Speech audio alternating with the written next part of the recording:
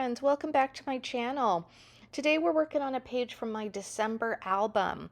This is not a specific numbered page or day. This is just one of the events that happened during our December. As you can tell, I printed off this large photo. It is approximately 12 inches long by 7 inches high. This is going to allow an approximate 1-inch border around my entire picture. Now, I actually made this a lot harder on myself than it needed to be. So I'm going to walk you through what I started to do and then also give you tips on what I would do differently next time. So I thought it would be easiest to just cut approximately 1.5-inch strips and then line the picture up without any backing. This ended up proving to be a lot harder than I thought, and you can see I'm pulling out my T-square trying to measure it up. I keep having to move it because it's not lined up quite right. And what I finally dawns on me is that I should just take some copy paper. This is very thin, regular printer paper, and I cut it to the size of my page, which is going to be 14 inches wide total by 8.25 high. So each white piece of paper is 8.25 high by 7 across. Now this gives me a much better background to adhere my red strips to and ends up working so much better. Now at the corners, I wanted to have a nice looking miter corner. I thought it gave a much more finished and polished look to the page. So as you can see, I am just using my ruler and a pencil to draw a straight line from corner to corner.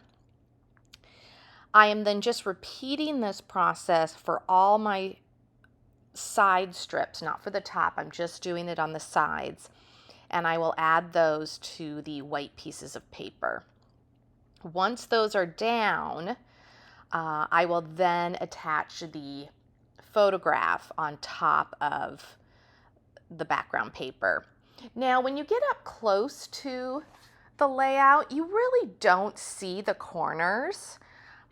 In fact, I'm looking at it pretty up close right now, and you barely see it, but I still like having that polished miter corner edge, because if you do look at it really close, you're not going to have a straight line across. This looks like it was intended this way. And since my red piece of paper was much smaller, and I had to piece it together, I think it worked out great. So now you can see I'm putting my photograph, I'm aligning it into the center of the 2-page spread because I want it to look like it's one photo going across the page, even though I had to cut it in half to back it. So with the left side of the page, I wanted to punch the holes so they would match up with the back side, and I adhered those 2 pages together right away just because I knew they were going to be adhered together. But now I'm working on the right side of the page, and this particular photo is a picture of my daughter at her band concert. I had great seats and I loved this shot that I got. Now you can tell that it's obviously from far back. There's a lot of people in the photo, and it would be very hard to find my daughter if you didn't know exactly who to look for or which one she was, and maybe years down the road it'll be hard for me to even figure it out. So I wanted to put a frame around her picture, and you saw me playing with those Pink Fresh Studio frames, trying to find one that I like. I'll end up picking the circle one that says Merry Days. Now for my journaling and some decoration, I am using these Citrus Twist Kits pocket cards from the Oh What Fun December release. I end up picking the 2 black ones. The top it will be Full of Joy, and the bottom one will be 'Tis the Season of My Journaling. But on the back, the cards were pink, and I didn't really want to use pink on this spread.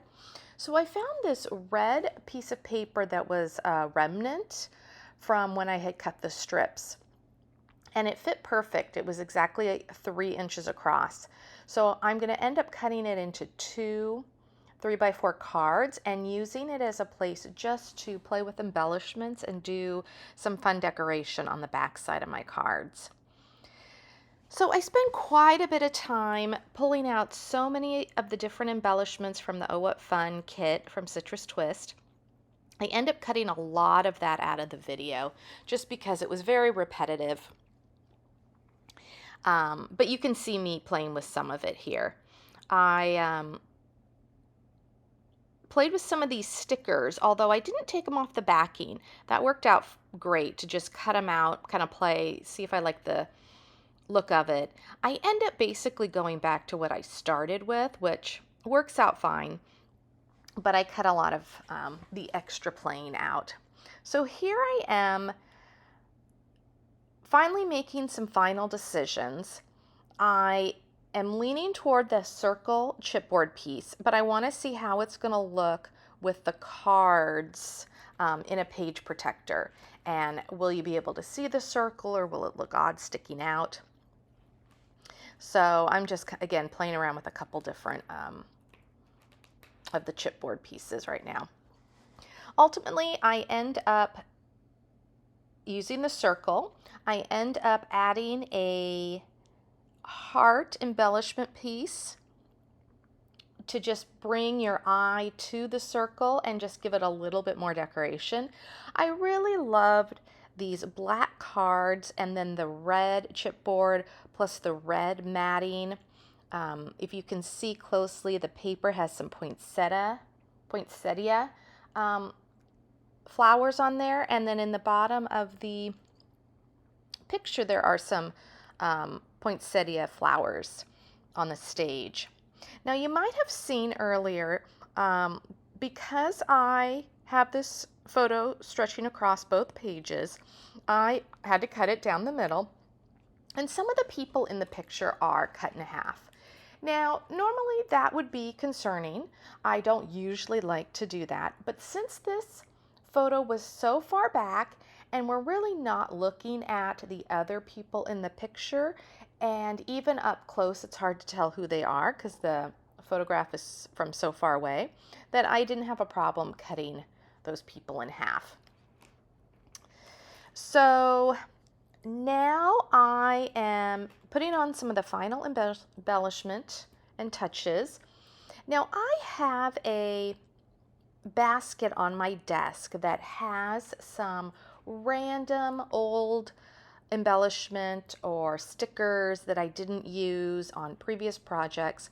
And you'll see in just a minute, I have some die cut music notes that I saw in this little basket. I pull them out and they work perfect for decorating some of these cards.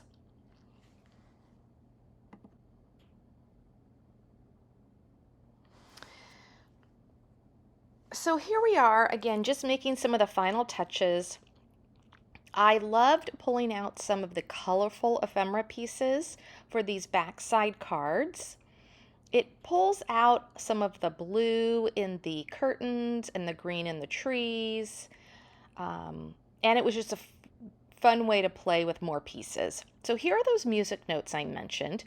These two in this picture happen to be silver and white, which is just a very happy accident that they match the card. So I love that.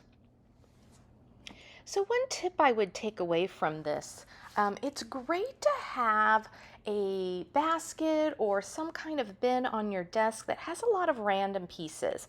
Maybe they're 1 leftover, 2 leftover pieces from an older kit, and you never know when they'll catch your eye and you'll be able to use them on a spread that you're making today. It's one of those things where if you had to go looking for it, you might forget that you even owned it, but if it's sitting on your desk and not taking up much room, it can work perfect. So now I'm just finishing up adding some word phrase stickers. I added a red sticker at the top that said Holiday Magic. Worked perfect tying in some of the red to the black card. I will end up typing my journaling on the lower card. And I do some stamping on that black and white card in just a minute. I can't remember what order. There we go. So I finished doing my typing. I had just run that through my printer to get that lined up. I looked at the holiday stamp and ended up not finding a sentiment that was the right length for this open space at the bottom of the card. So I found an older stamp set in my stash, and it happens to say, "This makes me smile," or "This makes my heart smile." And I thought that was a perfect sentiment. I decided to stamp it out in red because then I almost get kind of a bookend on this card with "'Tis the Season" at the top and the stamping at the bottom, both on red. So after trimming the card down to make sure it fit well, I am just putting some light adhesive on the back and adhering it to the card that's going to be on the back side of the pocket. I don't always adhere the cards back front to back like that, but sometimes if I don't want the back side of a card to show to the other side and there's a chance that one might be slightly larger than the other, I will adhere them just so they don't move around. And that worked out good for this one because the back of the red paper was white and the back of the black cards was pink, so I felt like I wanted to adhere them together. So again, putting on some word phrase strips. You can see there's a yellow music note that I'm going to add. It was also in my miscellaneous bin on my desk. I believe that is about everything on this spread. If you have any questions or comments on how it came together, please let me know in the comments below. If you liked this video, please give me a thumbs up. I would love to see you come back and visit me in the next video. And until then, I hope you have a great day and hopefully get some crafting time in. Thanks for watching.